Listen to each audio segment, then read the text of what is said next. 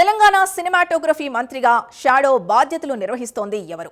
ప్రభుత్వానికి సినిమా ఇండస్ట్రీకి వారధిగా ఉన్నదెవరు? తెలంగాణ సినిమాటోగ్రఫీ మంత్రిగా కోమటిరెడ్డి ఉన్న రోడ్లు భవనాల శాఖపై ఫుల్ కాన్సంట్రేషన్ పెట్టారు. దీంతో అన్నీ తానై సినిమా ఇండస్ట్రీ వ్యవహారాలు చక్కదిద్దుతోంది వ్యక్తి ఎవరనే చర్చ ఇప్పుడు హాట్ టాపిక్ గా మారింది. ఇంతకీ ఎవరా shadow movie minister? Let's watch this story.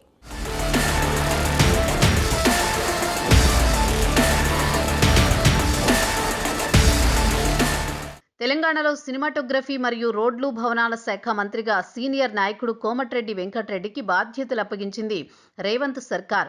అయితే సినిమా ఇండస్ట్రీకి సర్కార్కి మధ్య ఎప్పుడో ఏదో ఒక్క ఇష్యూ ఉంటుంది. అది మంచైనా చెడైనా సినిమాటోగ్రఫీ మంత్రిగా ఉన్న కోమటిరెడ్డి వెంకటరెడ్డి సినిమా ఇండస్ట్రీ కార్మికుల సంక్షేమంపై పెట్టిన దృష్టి ఇతర సినిమా ఇండస్ట్రీ వ్యవహారాలపై పెట్టడం లేదట.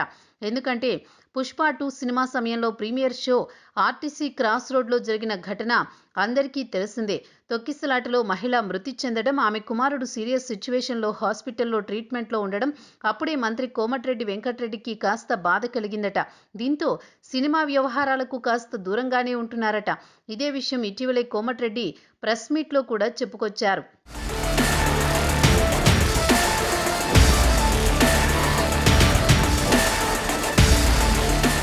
కోమటిరెడ్డి వెంకటరెడ్డికి ఉన్న సినిమాటోగ్రఫీ శాఖ బాధ్యతలను సీఎం రేవంత్ రెడ్డికి దగ్గరగా ఉన్న వ్యక్తి షాడో మంత్రిగా బాధ్యతలు తన భుజంపై వేసుకుని మోస్తున్నారట.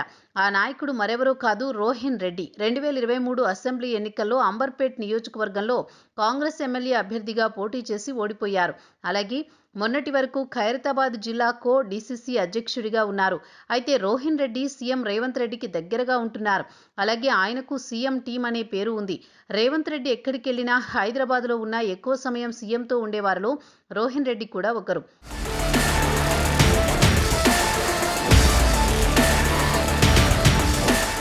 ఇక రోహిన్ రెడ్డికి సినిమా ఇండస్ట్రీలో ఉన్నవారు అందరూ చాలా దగ్గర.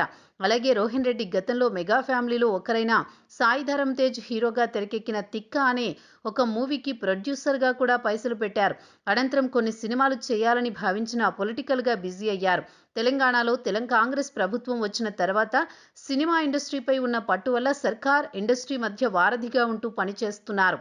సినిమా ఇండస్ట్రీ వారితో మీటింగ్స్, సినిమా పెద్దలు కలవాలన్నా, అలాగే కొత్త మూవీ, భారీ బడ్జెట్, పెద్ద హీరో మూవీల విషయంలో టికెట్ రేట్స్, ప్రీమియర్ షోస్ పెట్టాలన్నా రోహిన్ రెడ్డి దగ్గరుండి చూసుకుంటున్నారట. ఇదే అంశాన్ని ఒక సినిమా ఈవెంట్లో ప్రొడ్యూసర్ కూడా స్టేజిపైనే చెప్పినట్టు సమాచారం.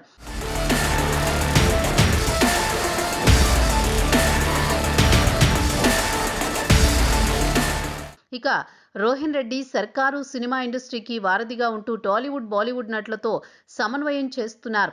మనం కూడా చూసాం. బాలీవుడ్ స్టార్ అజయ్ దేవగన్ మరో ఫిల్మ్ సిటీ పెట్టడంలో, సల్మాన్ ఖాన్ ఇతర స్టార్స్ కలిసే విషయంలో, మన దగ్గర కొత్త స్టార్ సినిమా టికెట్ల ధరలు పెంచే విషయంలో, ప్రీమియర్ షోల విషయంలో రోహిన్ రెడ్డి కీలక పాత్ర పోషిస్తున్నారట.